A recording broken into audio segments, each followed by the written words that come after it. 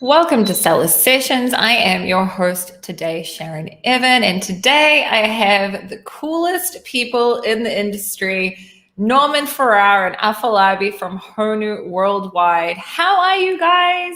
Doing great. How about you? Yeah.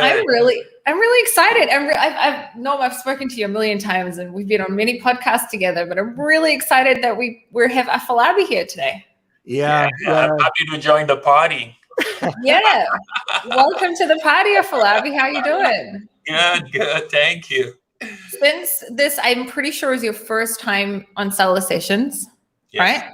Yes. So we'll start off with you because everyone, you got to be living under a rock to not know who Norman is. So Afolabi, we'll start with you. If you could just give us an intro to who you are, and then we'll move on to Norman, and then we'll talk a little bit about what we're going to talk about. Awesome. Well, like Sharon said, I'm Afolabi. I have been sourcing products and developing products for 20-something years now. I enjoy really developing products. I enjoy the supply chain. I started, selling on Amazon actually in 2001.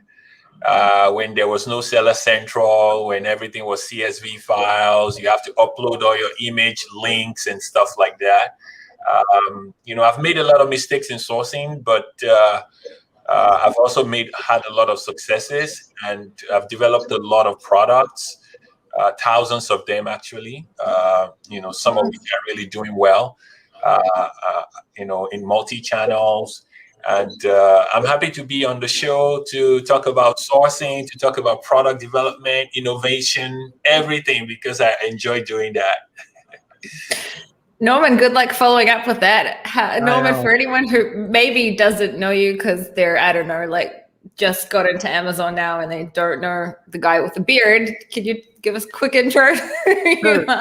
Well, what Afolabi didn't say, and I think this is really important, this blew me away, is that Amazon, before they got into Amazon FBA, approached Afolabi to get his consulting on what they should do for Amazon FBA. So I think that's pretty cool. That is totally cool. That is when you said that to me, because we had a meeting, us three, about one of my clients, and when you said that to me, I was like, holy crap, why doesn't everyone know who Afolabi is? And I was like, I have to bring him on Seller Sessions because he's a smart cookie. So yeah, that is really true. Afolabi, did you live in Asia for a period of time or not? Or did we have offices there, and I go there a lot, but I'm based in Pennsylvania when I'm here in the country. Awesome. Norman, is it Canada Day today? It is. Yeah. Happy Canada Day. Thank you. Independence in the States, right? Yes. Independence Day? Yeah. In the States, independence. Or 4th of July. Yeah. So what's really unique is when it falls like it is today, when you have the 1st and then the 4th, sometimes they have the ceremonies at the bridges, right? So going across the Niagara River or at Niagara Falls, and the two countries will meet and do a ceremony together, which is kind of cool. It doesn't happen every weekend, it doesn't fall on a weekend all the time, but it's really cool when it does. So now I believe they'll be doing it this weekend. So just something different. That is so cool. Yeah.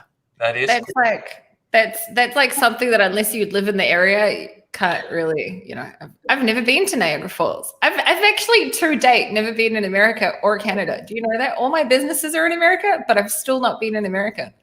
Wow. Well, you're welcome to come up. Well, I'm going to once life opens up again. Anyway, we're less about that and more about what we're going to talk about. So how did this come along? And today we're going to talk about what I call smarter sourcing for 2021. And it came from many, many different reasons. And there's many different reasons why I wanted you two to be on for this, which I didn't tell you this, but now you'll know. Uh-oh. So I'm very passionate about sourcing and about product development. And there's only one other person in the industry that I feel is like my twin in that, and that's Kian Golzari. We're very good friends in that. And then I spoke to Afolabi on the conversation where you guys and I spoke, and we were talking about one of my clients, and Afolabi just blew me away. Like, I remember leaving that call thinking, wow, I didn't even know this, or I didn't even think about that. And then I started listening to a few more, different scenarios when you were speaking about things. And there's many things that Afolabi has said, and also Norman has said, that I really also believe in, and things like that. So much has happened in the last year that has turned many of our worlds upside down, in a good way, in a bad way.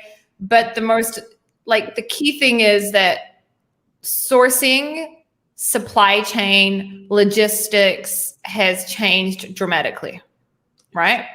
Yeah. And I wanted us to come together, the three of us, and to give a few tips on how we can source smarter. So I've got a list of some things that I'd like to ask you guys. And then, I'm guessing, Norm, it's going to be a lot of Afolabi and you and I just like coming in here and there. But that's good. So one of the first things I thought would be a great subject to start off with is, you know what? Let's do the opposite. Let's go to Afolabi and ask you, Afolabi, what are some things that you're seeing right now, specifically in Asia, that are having a huge impact on the sourcing and supply chain world right now? Well, there's a lot. The first thing is many factories did not survive the COVID era. They may pretend like they survived it, but they didn't really. And the way you can know is it's taking longer to make products, to do production. It's taking longer to develop new products because they're busy, fulfilling orders that they don't have time to even help you develop new products. And also, above that, they are also trying to compete with you on Amazon and other places. So it's getting a lot harder. That's why, we are pushing more for innovation, because it's just overcrowded at the moment. So it's innovation and branding that will win at the end of the day. And if you can also look into other parts of the world other than China, it would be a really good move for you. Okay, you said a few things there that made me think about a few different subjects, but I'll go with the last thing you said, which was moving outside of China may make sense for some. Yes. So we had a conversation, the three of us, about one of my clients that sells a wooden product. Mm-hmm. And I came to you guys because we want to move them from sourcing where they're sourcing from now to sourcing through HONU, through your company. And Afolabi, I said to you, if we could do it in America, it would be great, but it's a wooden product. And you, not only did you come up with an idea of possibly changing the material, but also obviously moving from China to America. So can we talk a little bit about how would someone know if it makes sense for them to move a product from being sourced in Asia, China, Vietnam, those areas, to possibly America, Mexico, Canada, surrounding areas? Yes. How can somebody know that or start even the process? I believe the cost, the time, and the quality will help you really make up your mind real fast. Like now, shipping is almost 400%. Ocean shipping here, air cargo is 3 to 4 times, one. And two, the qualities are dropping like crazy because of these factories. They didn't survive COVID. And also the time, you order something in America or Canada or Mexico, in about 2 weeks is ready, or a week in some cases. I have some products that are ready in less than a week, right? So you don't wait 60, 70, 80 days to get your product in. You put in the order, they make it better quality. Most of the factories here are bonded, so you can knock on their doors if they know you can fly in or drive in and go, hello, what's going on? And the shipping is so easy because you just call on the trucker, send your trucker in there, they pick it up within 2 hours. And also, most of these factories or manufacturing in North America would also send it directly to Amazon for you. It's a new thing for them, but they're all, I think it's a very good opportunity for North America to gain back manufacturing, honestly. But when you weigh the cost of goods, when you weigh the amount of time that you're going to gain, even if it's cheaper in China, but if you see, I mean, your money comes back to you within 60 days. Whereas if you go to China and you make it, it takes you almost 6 months to get your money back, because transit time and all these other things, you won't be able to roll money faster. So that's the factors that I see. I'd rather pay $2 more to quickly make money fast here rather than waiting 60, 70 days term before I get the product, and save $2. I think I would have done 2 or 3 manufacturing before my first order in China arrives. So it could cost $2 more, but you don't also need to put as much money into the inventory because you can order less units. Exactly. One of the things that I wanted to add to that, you've got the HTS codes. So you've got that, are you going to pay the 25%? Are you going to pay the other duties on top of that? Yeah. And then there's a certain perceived value, especially if you could buy your packaging over in China, bring it over and just get it assembled here, which is fine. But going back to like perceived value, made in the USA has high perceived value right now for a lot of products. Yes, correct.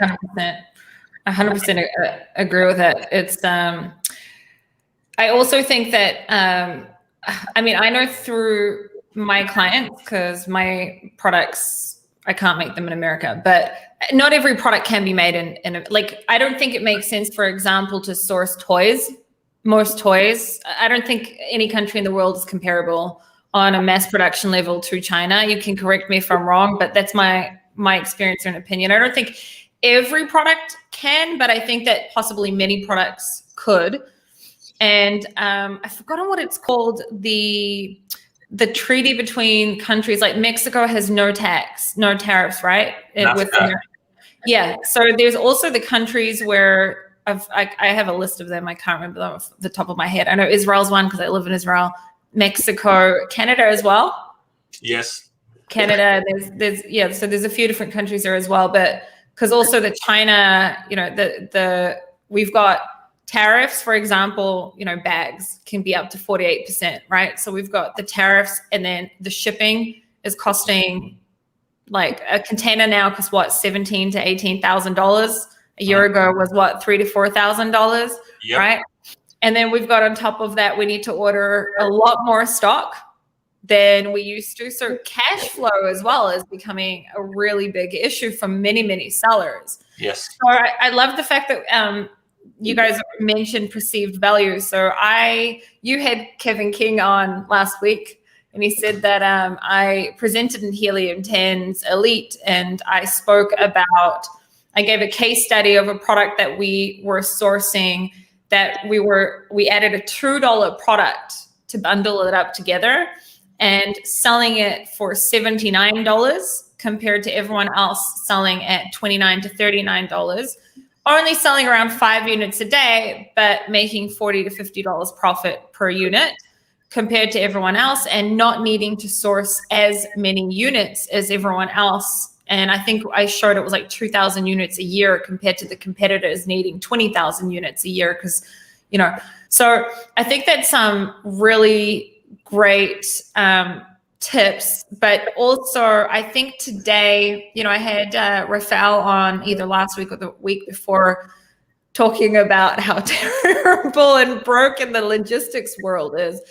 And we were talking about how the game's changed. You can't just get away now with selling, not on Amazon anyway, super cheap products, because they're becoming so expensive to source, bringing them from the other side of the world. So how do you guys look? And of course, this is not like, this is just not a prediction, but what is your opinion about the future, or at least the next year, of selling on Amazon compared to doing, Me Too products that a lot of people have been doing, compared to trying to really go hardcore on branding, which may also involve off of Amazon branding, obviously, as well, so that you can ask for a much higher price point, even if the product is the same as everyone else's, but just that perceived value through functionality, packaging, branding, etc. So what is your view on like what the future holds product-wise? Well, Afolabi, let me take the first part here. But I was on Seller Sessions yesterday. We talked a little bit about this. So, yeah, my favorite podcast. Okay. Well, other than my own. Other than yours is my favorite, other than Seller Sessions. All right, thank you. But one of the things that you have to look at, and you can't have the fear factor, is that everybody, if they're selling a plastic yo-yo or a plastic shoe stretcher and they're getting it from China, the only thing that's keeping their price at a certain level right now is inventory. As soon as they go back and they order that same plastic yo-yo or shoe stretcher and they put it on that ship, they're going to have the same costs as you have. So the prices are all going to go up if you're going to be selling, unless you want to just dip into your profit and not make anything. And then lower perceived value. Like I always say that, who wants to go in for pennies? Spend a couple of dollars, make your product or even your packaging look different. Product innovation is great. So Afolabi is probably going to talk about that in a second. But anyways, I'm not afraid of what the landscape's going to look like on Amazon price-wise, because it's an equal playing field. There's no differences. The only difference is the way that you source, the way that you negotiate and make sure that I would say your supply chain management. Those are some key issues that will affect your bottom line. So I don't know about you, Afolabi, but you can take it from here. I take the cream and then you know. Afolabi. Yes, well, I mean, we share the same mindset. If you don't innovate, you really don't have any business. And people are starting to realize it real fast, that you're competing with a million factories and a million race to the bottom sellers. And I like Norm's story about his knives and how they changed the packaging to wooden packaging and out of the box experience. That's how you will beat the game. Everybody's probably going to pay the same shipping cost, but you have to innovate and protect your innovation, right? Get ready to spend more money on patents. Get ready to spend more money on copyrights. Anything you can do to shut down anybody. There's a brand that I work with, and they have a copyright on one of their products, and they just never enforced it, and everybody was copying them until one day, like about 5 months ago, they just got tired of it and they enforced the copyright, and their sales went up from 30 units a day to 200 units a day. Because they eliminated their competition. They eliminated it. So if you have products and you're trying to compete with the factories, you're trying to compete with everybody, you don't look different, you don't package different, you don't brand different, you don't price different, you don't have a higher perceived value, it's just a ticking time bomb. It's going to blow up in your face very soon. So innovative product. Also, I think Norm can talk more about multi-channel as well. So Amazon just raised its prices. It's FBA. And cost of goods are going up. See, when people are looking into Jungle Scout or Helium 10 to get their prices. Sometimes I just laugh. I'm like, that's fine, but that's half the work. What about your tariffs? What about your shipping? Inspections, 3PLs. 3PL, all those things add up really fast. So I just pity the consumers because they're going to pay for it. You don't want to take a loss as a seller. So who do you think is going to take a loss out of every? So all the consumers buying, they're going to see prices go up like crazy. It's already rising because I don't want to lose money. You don't want to lose money. Nobody's in the business to lose money. So multi-channel, especially Walmart. Walmart is really, really gearing up. And I know Norm can talk about Walmart. It's not my specialty, but I see a lot of, sellers that are using a 3PL. They are really, really going out there. I see one brand. She actually sells more on Wayfair than Amazon. Yeah. You guys offer 3PL fulfillment. You guys do fulfillment, right? Correct. Which is really, really great. Afolabi just said about the knives. So it was actually, I've never heard you speak about this, Norm, but it was actually a knife set that I was speaking about when I spoke at Helium 10 Elite. It was a knife, and we had basically added a $2 product to this knife set. We went hardcore in branding, and then we're able to sell it at a much higher price point. And this isn't mine. It was a project I was a part of. It was a client of mine's product.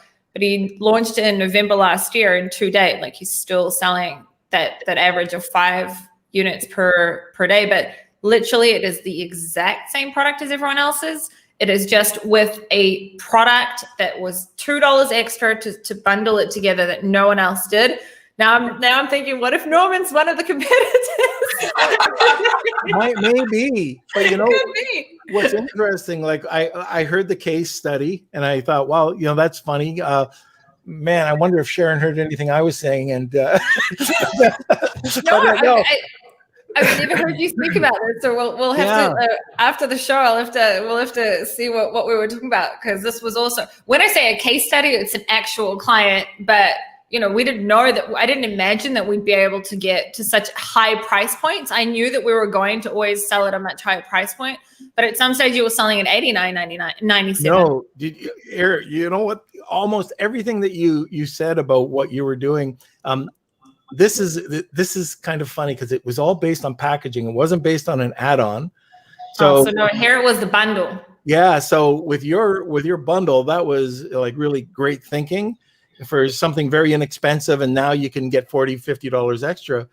Our what we did was we took a product that was like $16. It was a very expensive knife, it was a costly knife, but launched at $49, and then repackaged it in a really beautiful outer and inner box, and got it from $49. It got up to $99, got up to $124. Repackaged it with $3 packaging, $3 worth of wood, and it's selling there now for $224. Wow! So holy crap! Just on packaging. The thing is, no, I didn't hear you speak about it. Just so you know, I had no idea. But here, I explained it in the presentation that I did. What I realized was that in the frequently bought with, there was this one product that was in every single listing, but no one had bundled it. And I did more research, and I realized that you can't use this type of knife without using this extra thing. You're going to have to buy it anyway. Now, the knife wasn't as expensive as yours. It was a lot less. It was like $4 or $5 knife, but still a really, really good knife. The client lives in Thailand. The $2 product was sourced in Thailand. The packaging was good, not as good as what you're explaining, but was good. And the entire time we were going to go after high ticket. Like, that was the entire time. That was what we were going to go after. We knew that we wanted to go after a high ticket. But anyway, we went off subject, but I wanted you to know that that's so cool that we're talking about knives. We'll talk about what kind of knives there were later. You guys mentioned, you didn't mention, or maybe you did, I can't remember now, but I wanted us to talk a little bit about, so some of the main issues today are raw material pricing, right? Shipping. So we'll talk about raw materials soon. What about shipping? Because I don't hear a lot of people talking about this, and I tried to get Rafael to talk about it last week or whenever I ended on, but we were going on for too long. And it's optimizing shipping. So if we know right now that shipping costs are 1 billion times more than what they were a year ago, right? Containers being, $17,000, $18,000. Is there a way that you guys can help people to start thinking about how they can optimize the best shipping? Meaning it could be making their packaging a little bit smaller so they fit more units into a carton. Like, do you guys have any advice on optimizing the way that you ship your product, package your product, so that ultimately you can fit more units into a container or whatever it may be? Oh, yes. We actually did a whole, was it like a Facebook Live or something we did about a month or two ago about 3PL. I call it the 3PL acts, which are things you could do that will save you a lot of money. Running a 3PL center here, I can see mistakes that people make that could have saved them a lot of money. And so let's say you're selling, what can I say, a big bucket, right? Many people would put the bucket in the packaging. The bucket is this high, right? You put it in old packaging and you can fit 300, 400 buckets in a 40-foot container. And I'm like, don't do that. Why don't you do your packaging flat? Stack the buckets on each other and put them inside each other and stack them like a ceiling, right?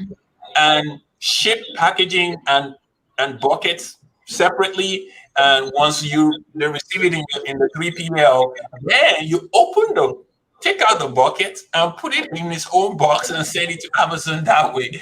You just saved yourself like 60, 70% less in shipping cost just by doing that. Just to clarify, you were saying, why don't you instead of putting them in packaging, instead stack them on top of each other and send the packaging separately because the packaging will be flat, exactly. Right? And then package them in America, which is very smart. Correct. Correct. And even when you're stacking the buckets on each other, you can even stuff the bucket inside. Yeah. With little things, whatever accessories you want to put in, you stock it inside. That will save a lot. And when you're arranging your container, if you have multiple SKUs, you have to load your container. Tell your supplier to load your container SKU by SKU. Yeah. Do not. If you have 5 SKUs, do not put one of SKU 1, another SKU 2, and mumble jumble everything, because it's going to take us time to sort it out.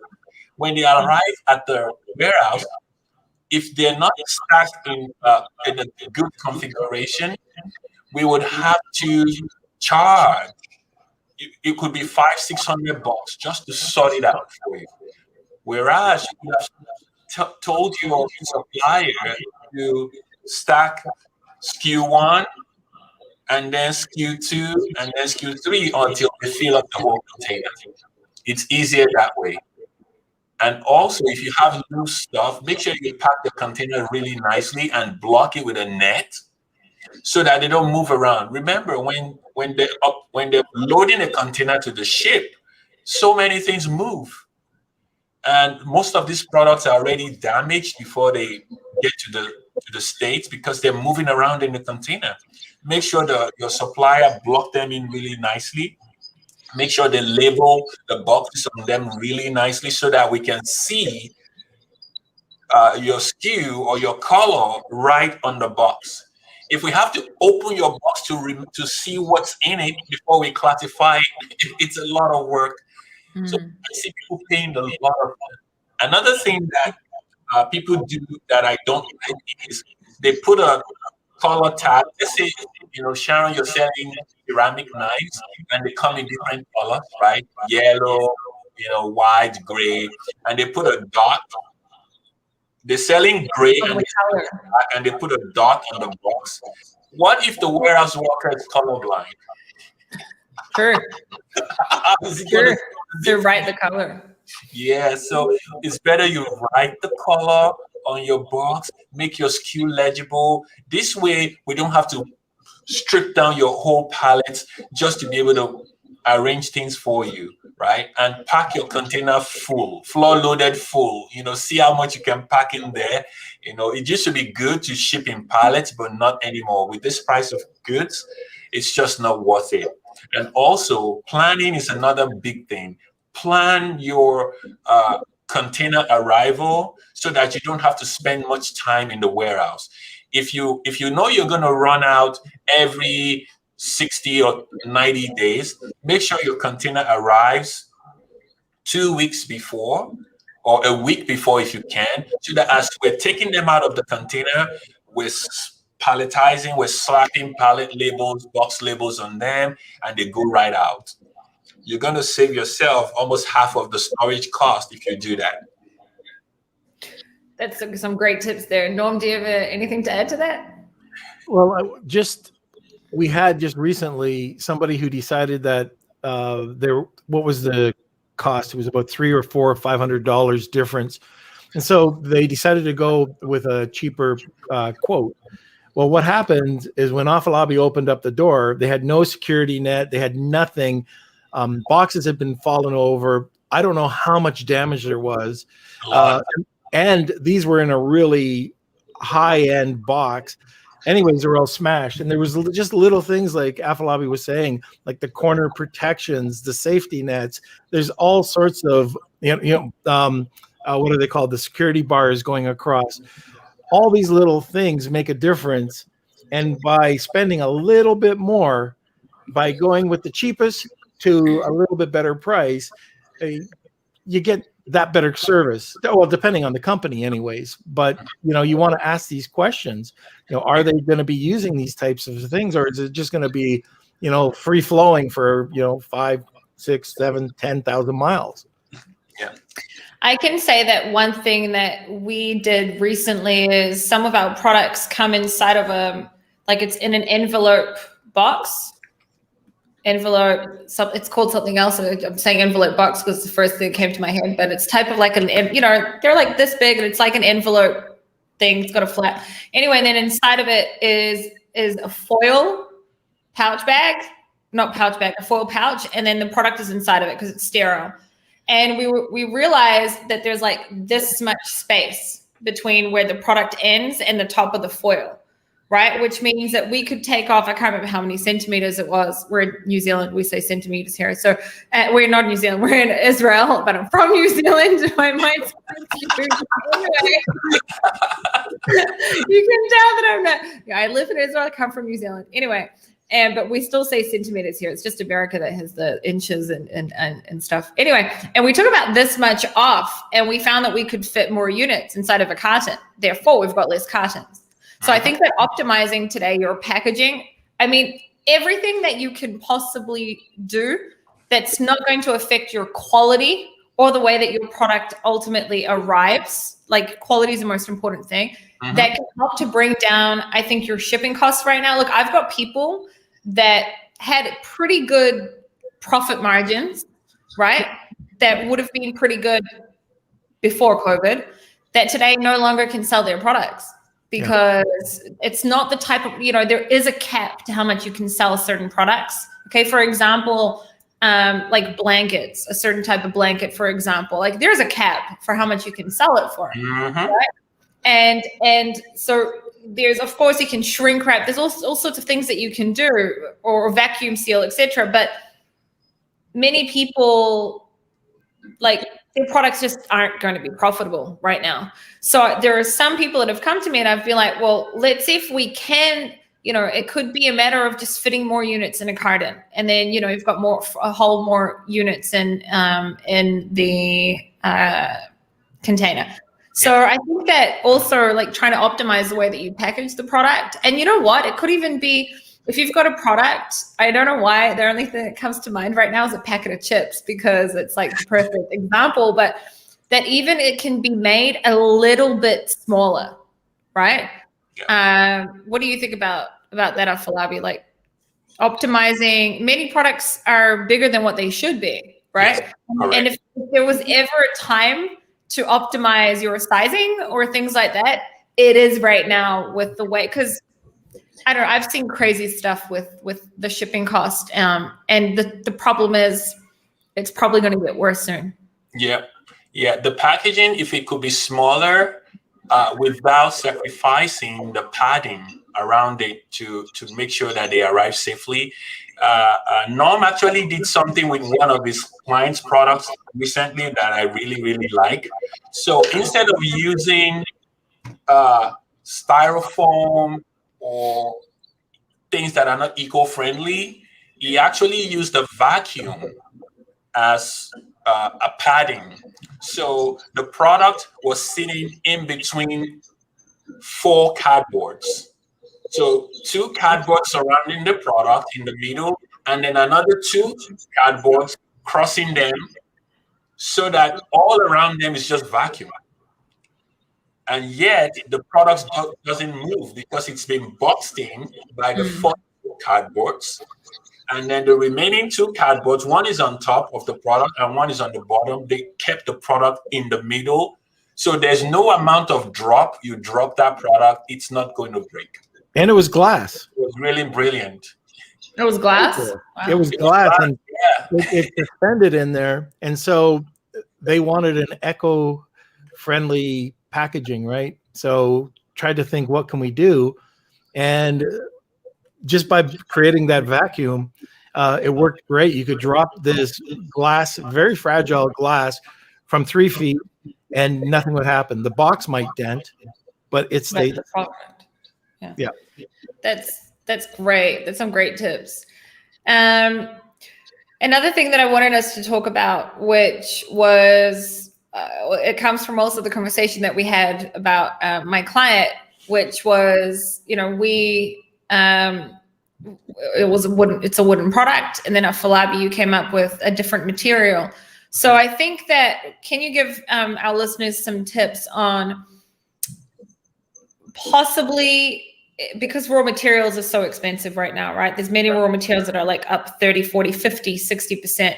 Yes. So there could be some products out there, not all, but there could be some products out there that could not affect or impact the quality of the product or the functionality of the product. Yes. But it could be that you just change this one thing, like the material, for example, from one material to a different material. Yes. That could make a difference. So can you give us some tips on that, and maybe an example? Yes. There's a lot. There was let me see if I can show you. Oh no, it's too heavy. There's a product, especially in the wood category. So I ask people, are you married to wood? Do you have to use wood? If you don't have to use wood, then you can use PVC boards. They're very inexpensive. You can easily cut them. They don't chip. They don't split. They don't crack, right? You could mold them also. So that means you can create a mold and pour, a PVC material to mold the product. So if you don't have to use wood, if not using wood doesn't affect the functionality of a product, I think PVC and composite boards can be a winner. And they're cheaper than wood, and they last longer, than wood. And they weigh less. They weigh less. They weigh less. Yep. Ever since the conversation with you, I've watched probably, I'm not kidding, probably around 20 YouTube videos about composite wood in order to understand how it's manufactured and how it works. Because I have to understand, I believe in understanding material so that you can have a conversation with the supplier, Yes. Even when I talk to you about something, I want to know that I know what I'm talking about. So I watch so many videos on which I think is actually important for people. Know how your product's manufactured. But sorry, continue. Composite wood, you gave an example. Also from plastic, if you're not married to plastic, you could use a fiberglass. It's another material that is really, really good. If you're not married to ceramic, you can go into melamine, which is a better product, but just make sure it has about 80 to 90% melamine content so that I can have that heavy weight. So there are some melamine products out there now, you could never know they're not ceramic. You have to really break them, just throw them on the floor or chop them into pieces and really check to make sure that they're not ceramic, because they look exactly like ceramics. And they don't break like ceramic. If you drop a ceramic, it just breaks. So there was a lady that wanted to make a product in the, like a flower vase category. And I'm like, why do you want to do this in ceramic? She's like, I don't know. Everybody does it in ceramic. So I said, okay. So I told my team, I said, just find out the price in ceramic and find out the price in 90% melamine, and let's see what she says. And then we gave her the price. Ceramic was $7.50, melamine was $2.50. She's like, I'll pick melamine. Wow, that's amazing. It's amazing. It's amazing what kind of savings you can have. And guess what? Maybe your customers wouldn't even notice if you change your product. And you could even market it, talk to the beard guy. You can actually market a composite or ceramic, or a melamine to market it in a way that people actually pay more. Where they think it's worth more. Yeah, perceived value. Hey, hockey stick, Canadian, like being Canadian, wooden hockey sticks back in the day were expensive, especially now. If you wanted a wooden hockey stick, I don't even think they make them anymore. But with the fiber carbon, they're made in Mexico. They're way cheaper than wood. And from a $20 or $30 hockey stick, now you're paying hundreds of dollars for a hockey stick, and it's acceptable because people, the big companies market it that way. But another way that you can go on this is that, let's say, and I'll give you an example, garden shears. So steel carbon garden shears, right? Were typical what people would use. You could switch that blade over just to a titanium garden shear blade, and it's just a cover, really. It's the outer portion that works. It's a better quality material, and that 45 cents can get you $7 to $10 more because you can market it as titanium now. Yes. Yes. Yeah. Correct. That's actually something that I was just thinking as you were speaking, that it could even be that you actually do the opposite. Instead of trying to find a cheaper material, get a more expensive material that may only be $1 more, but you can then sell it for like $10, $15 more. Yes. Which is, because I think that now is the time I've had a lot of people panicking, especially after my last podcast with Rafael, because he didn't hold back anything about how crazy logistics is and shipping is, and I know it, but I don't think everyone else necessarily understood it so much, especially coming from his mouth. And then I had a lot of people panicking, and I was like, there is nothing to panic about. We just need to do things differently. And by the way, I've from day one, I've always said differentiate, never sell copy pasted products. If you ever watch my stuff, it's always differentiate, branding all the time. Like I'm so against just like finding random stuff and selling it always. But now it's even more crucial, right? Yep. So I think that something like is really important for people to start thinking about. It's just that you just actually have to probably maybe work a bit harder than what maybe you needed to do 2 years ago. But like many of us are still making a lot of money online, and many people are still launching new products, not just older products. Many people are still launching new products and still doing really well. Many people are failing too, right? But many people are still doing really well. So we just have to like adjust the way we source, I think. Do you agree with that? Yes. 100%. Yes. Yeah. We need to. A funny story about 2 years ago, there was a product that I was buying in the US, and it was selling a lot. I'm like, let me see if I can just source it in China. And the supplier in China says, yes, we can make this. It's going to take us 45 days to make it. I said, why does it take that long? He says, because we're going to wait for the chemicals to arrive from the US. Huh? They make it in the US, no? I said, the chemicals to make the product come from the US. He said, yeah, we don't make this. We don't have this chemical in China. Only US makes these chemicals. I said, so you're going to buy the chemical and ship it from the US to China, and then you're going to the product, and then you ship it back to me. No wonder your price is more than the US. Yeah. You know, so people should really, really take a look at different options, honestly, especially now, because if your prices are a little cheaper in some other places, and the quality of the material at the same or even better, for that product that I talked about, I sent to the US.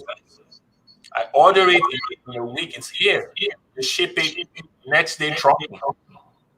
And we get it, rather than having to wait and then pay more. Your product may be cheaper in the US, may be cheaper in Canada, may be cheaper in Mexico, may be cheaper in other places. You just don't know yet, until you try it. I am, as someone who also works with a lot of sellers, I do a lot of coaching, less now, but I used to do a lot more. And I recently, the other day actually, reached out to Afolabi about a client of mine. I'm not going to tell the whole story, but long story short, my point to what I wanted to say without like calling people out or anything is, I think that some people don't want to go to someone, for example, a sourcing agency or a sourcing company, because they think that there could be, obviously sourcing companies work in different ways. Payments can sometimes be that they take a percentage of the purchase order. It can be that they take a flat fee, right? There's different ways. Anyway, and I think that some people may think, for example, going to a sourcing agency, most people today, we can't fly to China, okay? Unless, like, I don't know, you want to be 2 weeks in quarantine, you're fine with it. But otherwise, you probably can't fly to China. And I'm pretty good at sourcing, but there are people that are a lot better than me in sourcing, have a lot better connections than me, right? I'm someone who's very well connected. I know who to go to for what, right? But that's not everyone's like us, And I think that if there was ever a time to consider working, for example, and this is not me like plugging you guys, there are a lot of good sourcing agencies there, but if you're going to go, then you may as well just go to you guys, to HONU. But I think that there was ever a time to also consider working with someone that can help you to source. It's now, because even if it's going to cost you, for example, an extra $2,000 or $3,000 that you didn't account for or expect in advance because of like a flat fee, for example. But what if that one sourcing agency finds you the product at a much better cost, lead time, shipping cost in Mexico instead of in China, right? Because of their connections.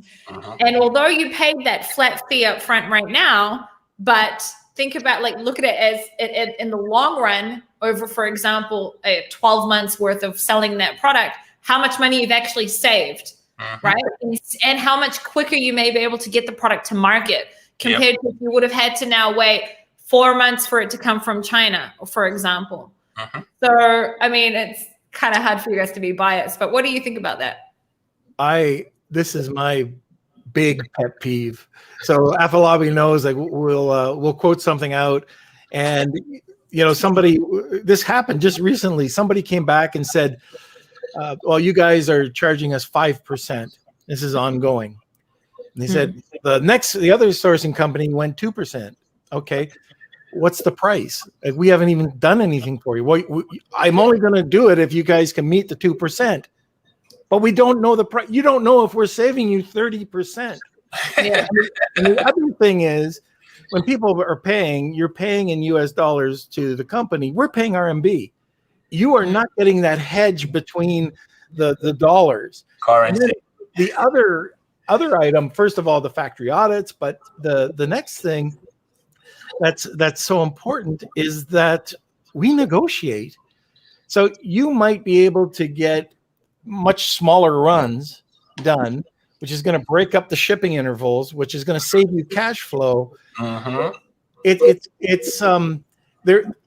Unfortunately, there are some sourcing agents that can take advantage of you.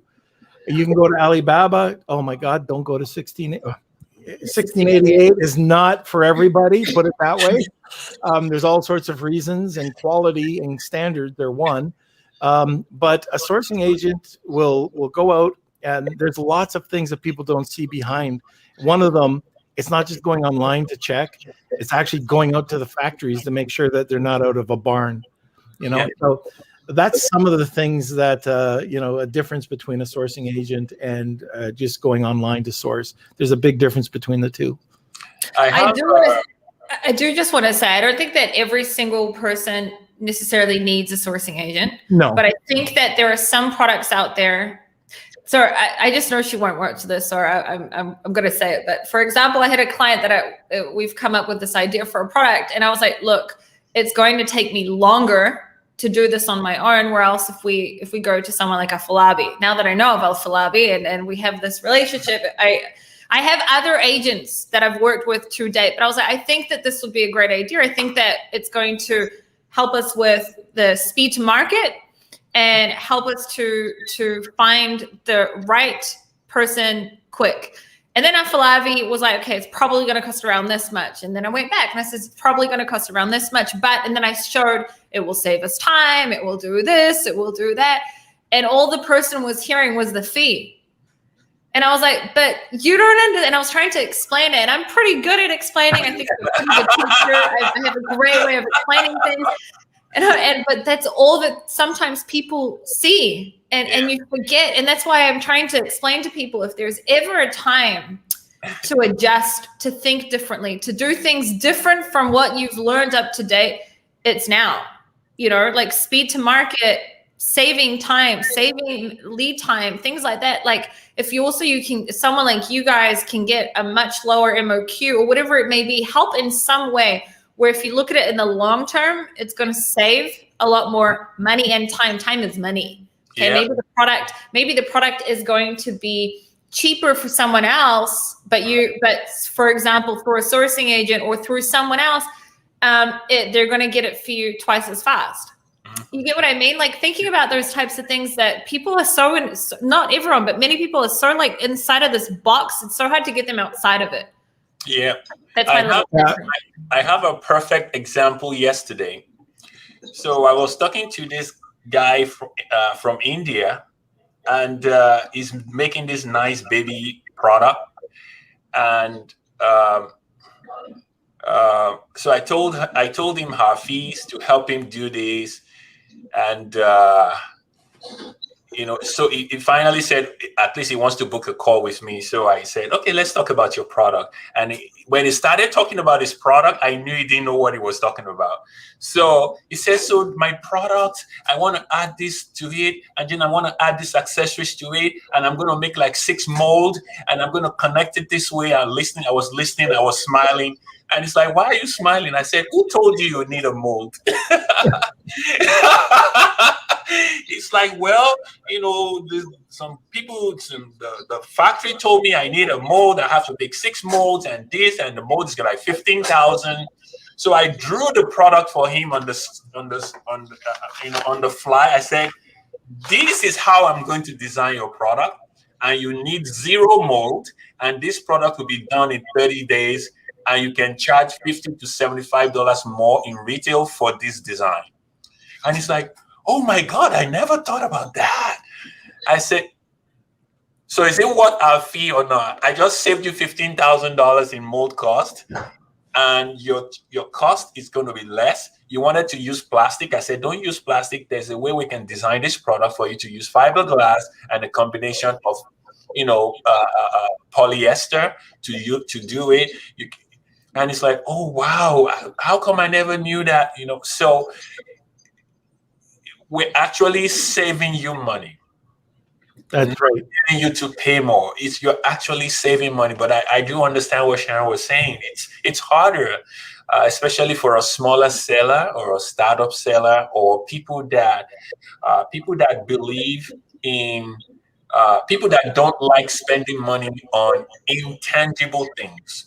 So I found out it's so easy for people to spend money on what they can touch and feel, and they don't like spending money on services because they can't feel and touch the service.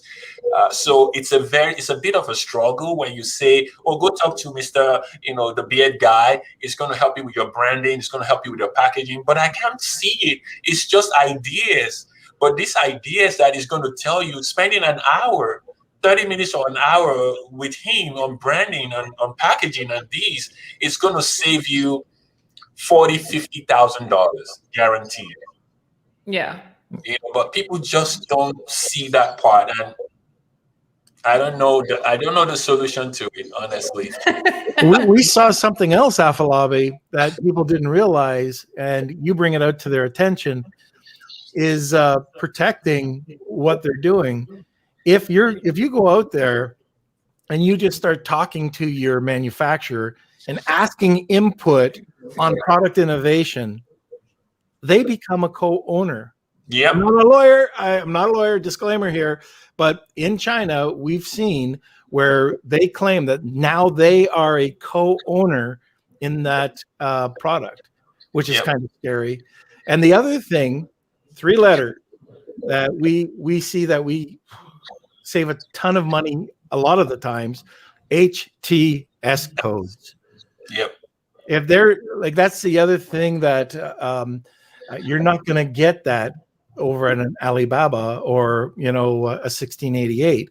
You'll get an HS code. They have no idea about the US market. And HTS, I don't know. I mean, there's a ton of examples where we've gotten around. We didn't, like, this is all legal. It's just recoding. And the product was just miscoded, and it did not require the Trump tariff. It did not require a 32% tax. It only needed a 7% tax. Uh-huh. And I'll give you an example with my soap. I have a natural soap. I had it classified as natural soap. I got it reclassified as Castile soap, which it is, olive oil-based soap. 0. I saved 17%. But right off the top. Yeah. So where is the easiest way to save profit and make money? It's in your sourcing. Yep. That's 100%.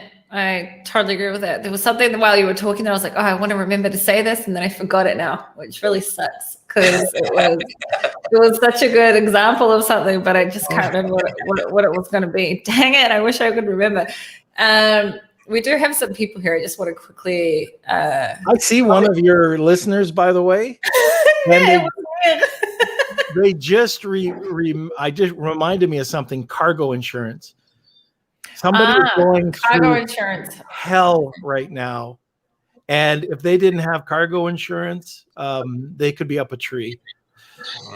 So I mentioned I had Rafael from Unicargo on last week, and we spoke about that as well, how important it is right now. Well, I think it's important always, not now. Always, you should always have cargo insurance. It's just even more important now because so many people haven't done it, and there's should be more awareness about it. And it's also really cheap. People think, don't understand, it's not that expensive.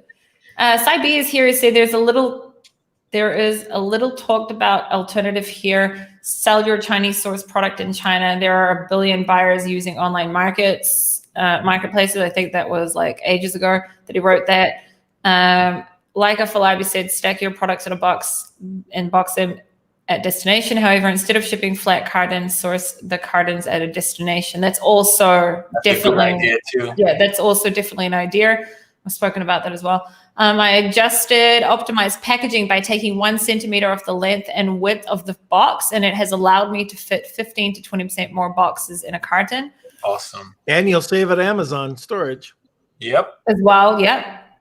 The USD to RMB FX rate has dropped 10% in past 12 months. Offer to pay Chinese factories in RMB. Super smart. Wow, so many things are coming through. Daniel says hello from Brazil. Simon says hi to Daniel. And then Mark just said, things are tough right now. but this conversation is vital. We just have to find ways to make things work. Really good ideas and thoughts here today. I remember what it was that I wanted to say. Thank you, Mark. I wanted to talk about IP.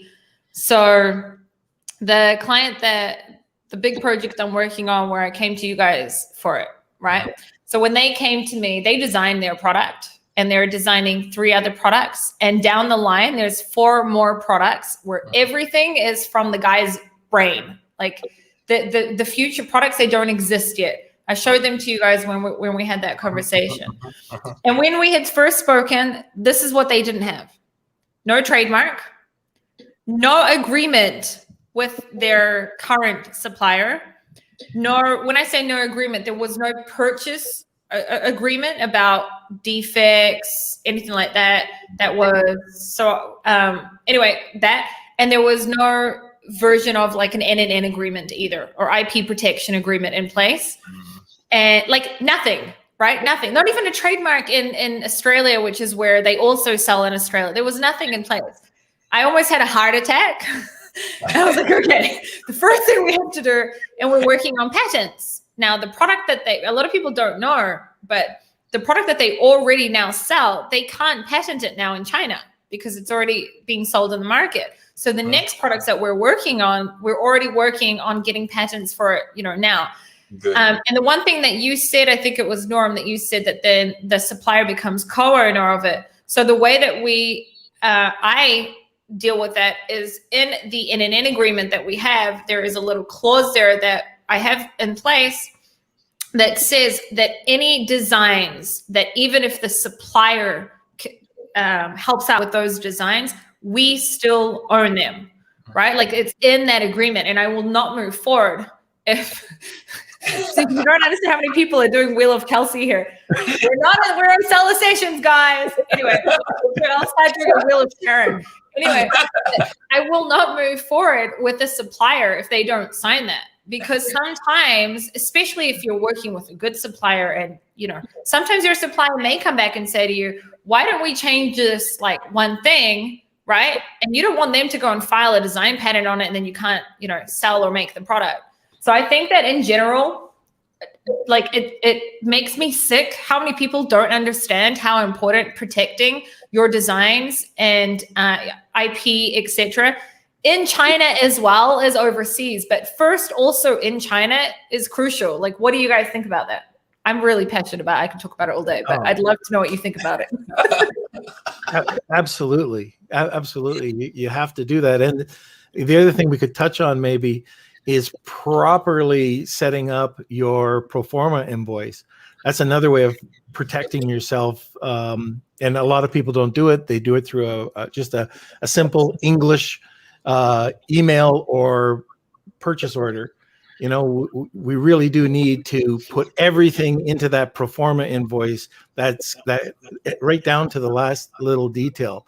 Even if you have a defect ratio, that it gets that you see more defect with your product in Amazon. Who takes care of that? You have to have it all laid out there. Who owns the molds? And it also has to be in Mandarin. So if it's not in Mandarin, you could have a problem going to court. I usually have I've just forgotten what it's called. I've actually maybe got one here, but I have an agreement that with my lawyer, my Chinese lawyer, where we make it's like one agreement for all further purchase orders, right? That in there we speak about the defect rate, in the N&N is where the mold is held, but the defect rate and inspections and quality and all of the stuff that you'd usually put in the pro forma invoice, we have as one agreement. And then per purchase order, we then have, or pro forma invoice, then we have per purchase order, then we have in there, if there's something vital for that specific thing, that order. But that is the way that I work in everything. English, Mandarin, English, Mandarin, like Yep. in everything. I think that it's just like so crucial. And also we didn't even touch on like the high defect rates that there are right now and failed inspections. What are you guys seeing on your end with failed inspections? Because I'm seeing a lot more. One thing before Afolabi answers this, get a signed production sample so you don't get that quality. There are some suppliers you'll see consistent quality and then they start to teeter down, and you don't notice it until you start to see these 1-star reviews. So signed production sample that has to be adhered to. Yeah, That's a great tip there, Norman. That's like a golden nugget. Yep, because the production sample will be used by your inspection company to compare the real production to. If you don't have anything for them to compare it to, what are they going to check? What kind of defect are they going to check for? They can't even check for any defect. And acceptable rate for inspection depends on each person. I like it to be less than 1%. And whatever the defect is, they have to change it, replace it before the order ships. If it's going to delay the order shipping, then they have to give me back the money in credit. And also, if you're using a supplier that is always having 1-2% or whatever amount of defect rate, write it back into your contract that even though I'm ordering 2,000, I get 2% extra units free. And For the just in case. I just thought of something when we were talking about the sending just straight packages over by a container. Uh-huh. Here's a tip that we just found when we did our mugs at Afolabi. You ask for additional packages. So the product might not be broken on the inside, but if there was some transportation issue, you need more boxes, just get a few extra, and that will help you out as well. That's a great tip. That's a great tip if you're not going straight to Amazon. If you're going to 3PL. Right. Yeah. Exactly. Great. Exactly. Great tip. I'm just trying to think if there was any other. We are over an hour now, and I know that people then are. But I also can see a lot more people have also come in. But what is one tip that we can each give? Well, not me, you guys, because you're the focus here. So what is the one tip that you can give to our listeners that is going to help them do smarter sourcing this year in 2021 that is not something that we spoke about up to now? Starting with Afolabi so Norman can have time to think maybe about it. I think one way or the other, it still has to be tied to what we've spoken about, which is don't sell copy and paste product. Yeah. Just innovate, because you don't have any asset unless you have a product that you actually own. It's your design, it's your idea, it's your modification. And also, now mention something in the passing, I'm going to highlight it. Mold ownership agreement. If you own a mold, you can take your mold anywhere you want.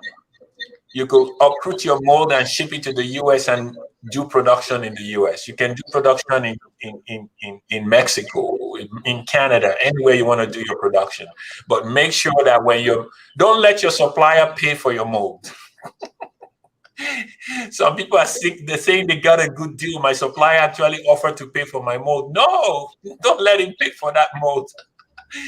If he pays for it, it belongs to him, and he may refuse not to sell it back to you. And I do have situations like that, you own the mold, make sure you put it in your performer, or you have a separate mold ownership agreement that it is your mold, and you can take it wherever you want. There's another one I wanted to say, maybe while the beard guy is talking, I'll quickly remember and jot it down. But there's one more thing I remembered now. So you're copping out. You're copping out. Okay. So there's just a couple of quick things. Don't skip out on an inspection. Inspection is going to cost you a few $100. That is a life-saving tool. And make sure, like I said, about the production sample, but that's also put into your pro forma, the sign off on the production sample. So that's important you do that. But one of the biggest things that wasn't that big, I thought it was more of a fear factor last year, Chinese trademark.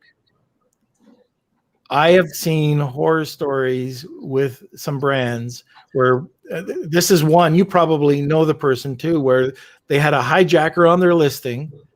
They got a lawyer to boot them off. They wanted to come back on. They were trying and it didn't work. So what did they do? They went to China and got a trademark. They got the trademark. They helped the guy, said, you have to let us back on Amazon. And it cost them a ton of money. So a Chinese trademark is next to, well, it's like getting an inspection, right? It's just something that you need to get. And it's a safe, like if you're in China, manufacturing in China, you don't want to wake up one day and say that your goods have been confiscated because of infringement. Yep. That's an amazing tip.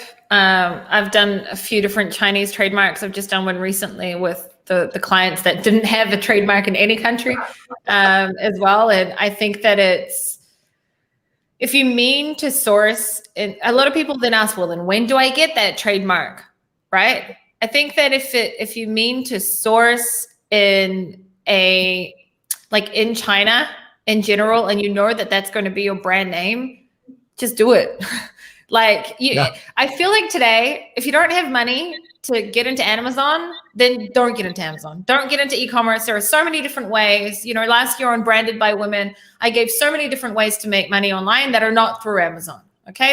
As e-commerce grows, also does the demand in general for service providers, right? Yeah. Maybe you're a great graphics designer. Maybe you're good at, I don't know, making videos, whatever, right? There's many other ways. You need money for this business. Agreed?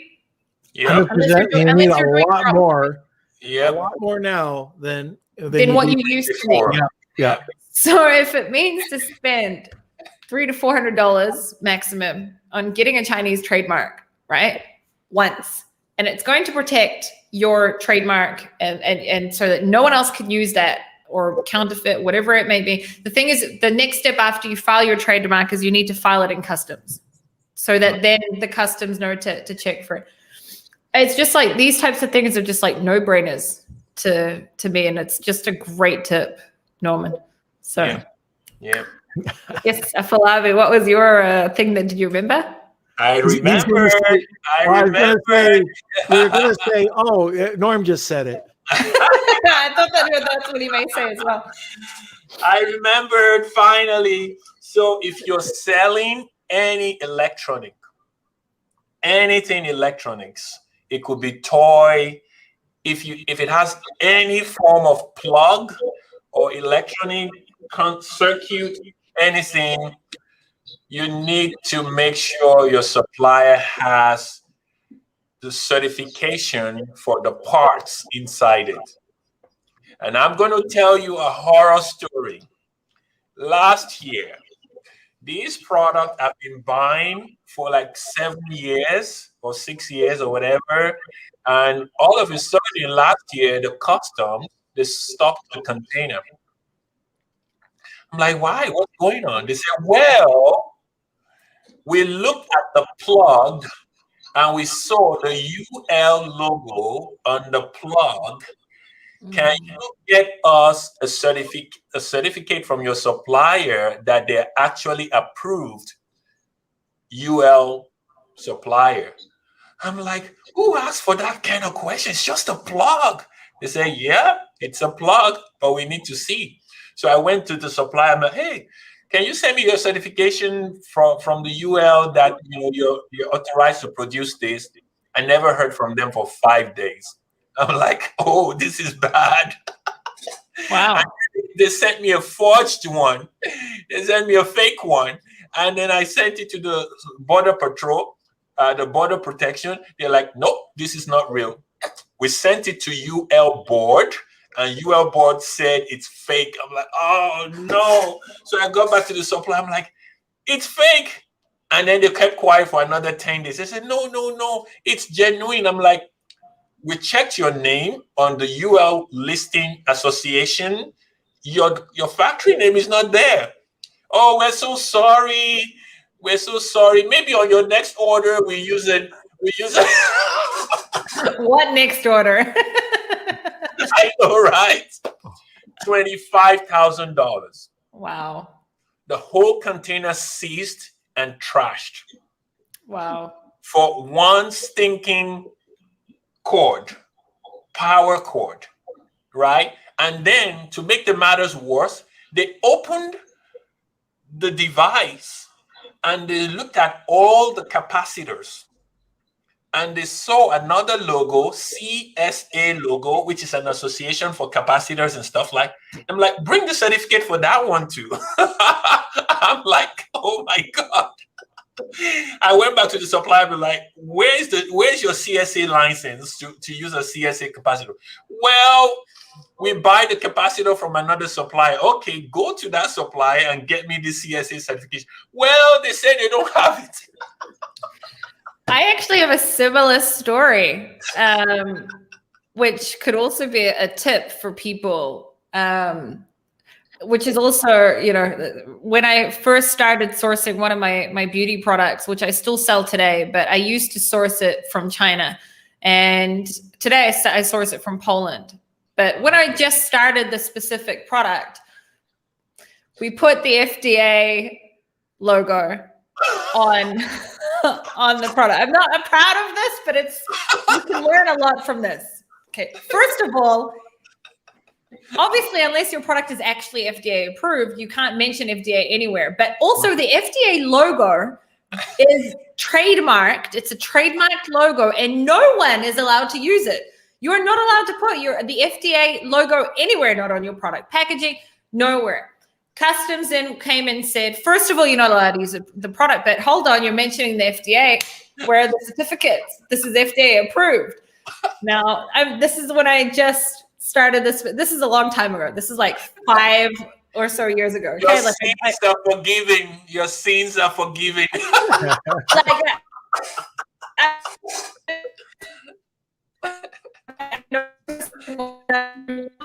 Mistakes.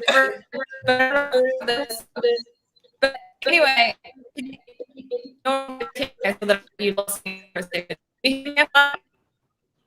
oh, sorry, Sharon, you cut out. You cut out just a little bit now.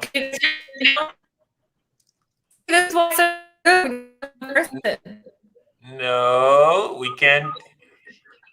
It's still a little choppy. But at least the stills, you look great in them. You don't have an awkward face or.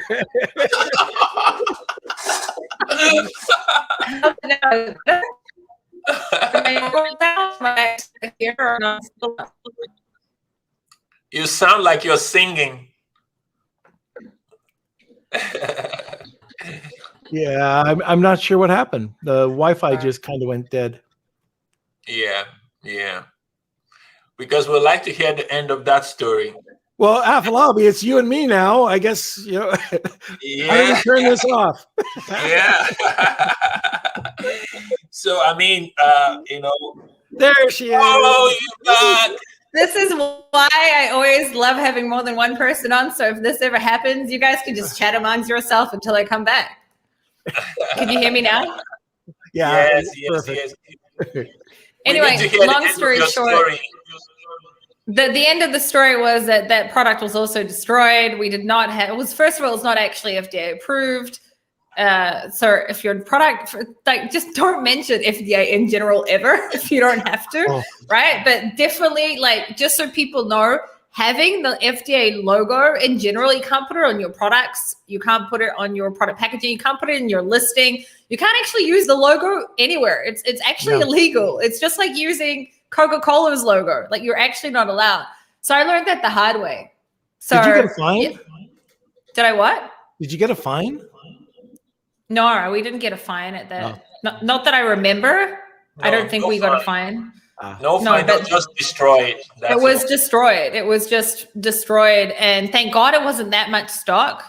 So, yeah. Yeah. All right. I can see my internet's playing up. Thank you guys for coming. Oh, it was our pleasure. Afolabi, if anyone wants to get in touch with you with it, where can they find you? They can just send them an email to savings@HONUWorldwide.com. Savings@HONUWorldwide.com. That's a really smart email.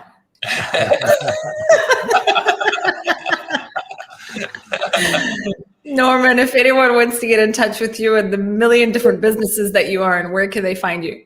Well, just norm@amz.club and or on Lunch with Norm, Monday, Wednesdays, and Fridays, right after seller sessions, and Private Label Legion with Tim Jordan and I. So lots of free content over there. Your podcast is my second favorite. First is Seller Sessions, and then yours. I think it's the second best podcast there is after Seller Sessions. But I watch you all the time. You know that. I make sure I say hello, even if I don't watch the whole podcast. I always come in and I say hello to you and Kelsey. I love your podcast so much. I think it's amazing. Oh, thanks. All right. Thank you, everyone. And if anyone wants to get in touch with me, you can also check out my YouTube channel, Sharon Evan, or get in touch with me on Facebook. Isabella will be back on Monday, and Danny will be back on Tuesday, and I will see you all next Thursday. Thank you guys so much. This was amazing. Thank you. All right. You're very welcome. See you later.